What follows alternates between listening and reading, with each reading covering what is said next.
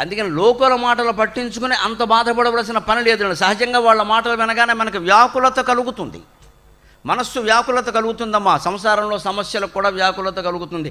ఆ వ్యాకులత్వాన్ని ఒక అవకాశంగా తీసుకోవాలి. మనస్సు వ్యాకులం అవ్వడం, చిత్త సంక్షోభం కలగడం ఒక రకంగా మంచిది. ఎందుకో తెలుసా? మీ స్వానుభవాలు మీరే ఒక్కసారి పరిశీలించుకోండి.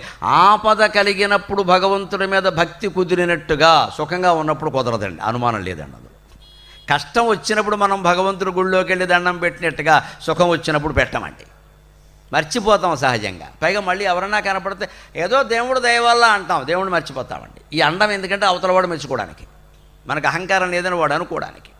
కానీ నిజంగా మనస్సు వ్యాకులమైతే, కష్టం వస్తే, దుఃఖం వస్తే వెంటనే గుళ్ళోకి వెళ్ళి ఏడుస్తామండి ఖచ్చితంగా. వ్యాకులత కలగడం, సంక్షోభం కలగడం అనేది అన్ని విధాలా మంచిది. అది భగవంతుడికి మనని దగ్గర చేరుస్తుంది ఖచ్చితంగా.